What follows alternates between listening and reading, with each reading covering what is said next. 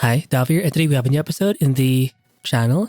And today we're going to do a voiceover of this recent session I did.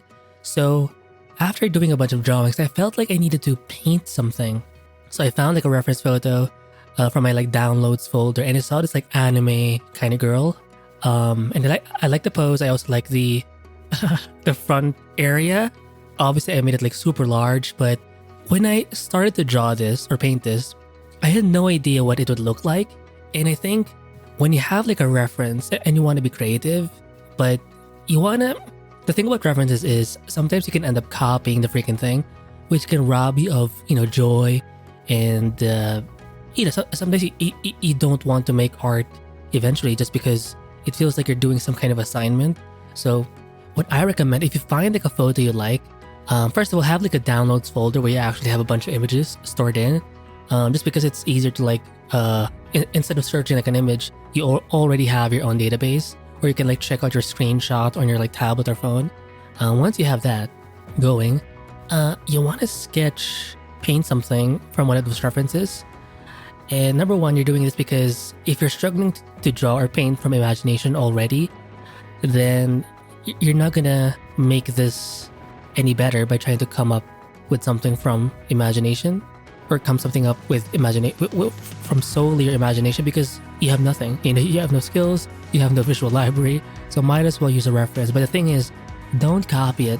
Make the reference your inspiration instead. Sure, you're kind of maybe copying quote unquote in a way, maybe the pose, maybe the color scheme, but when you allow yourself to be a bit more free, which I did do here, thankfully, the art just came up, and I'm actually kind of proud.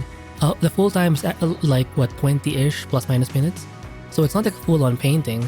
Also, side note, I think when I keep, for me, in the version of myself right now, I feel like I enjoy myself when I just limit my sessions to these types of lengths, maybe 20-30 minutes ish, like under an hour or less.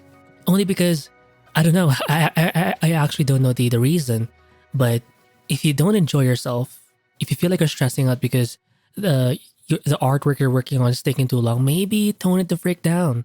Do 10-minute sketches instead, or a 30-minute kind of speed painting. And I think you may just find happiness there, which I did find by doing this. And I think I'm going to do more of this eventually. Not eventually, but I'm going to do more of this alongside like my drawing sort of stuff. I'm going to start painting. And I'm not going to force myself to like fill up an entire like page, where you have like a background, foreground, none of that. Let's keep it simple, guys. Just find a reference that you enjoy and then make something out of that, right? Also, I noticed that I do like extending the anatomy a bit. It kind of reminds me of another artist who I'm a fan of, Wan Young-yun. WAN space YOUNG space YUN. If you look at if you look at the way he draws or paints,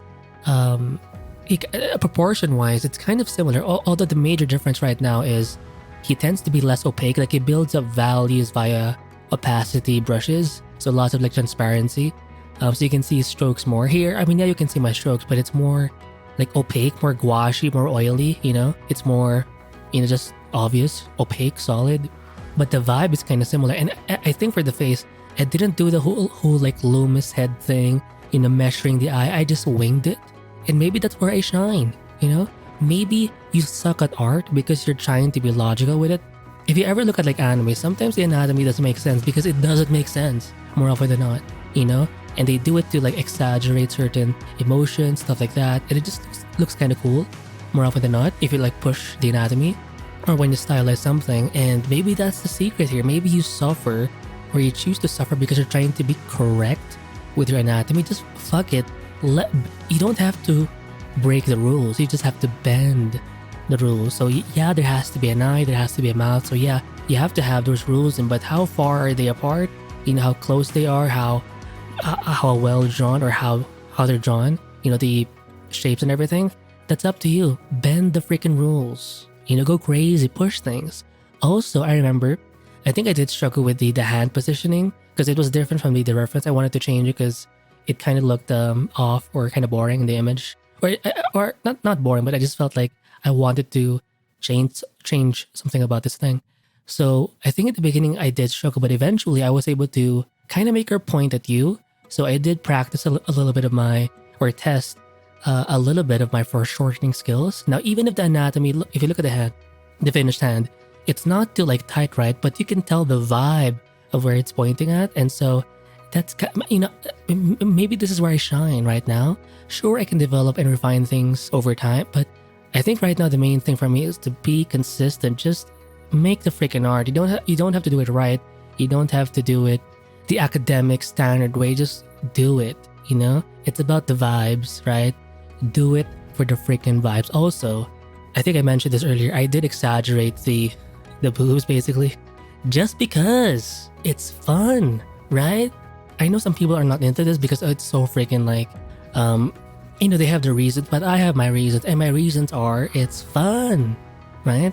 So it's just like if you're having a bad day, like when you draw a nice pair of whatever, whether they're breasts or butt cheeks or some nice feet, do you not feel a sense of joy? I do, I think. So that's kind of another lesson when it comes to art. You want to do things, draw things, paint things that kind of excite you a little bit, that make you tingle a little bit, right? That make you want to do something, right?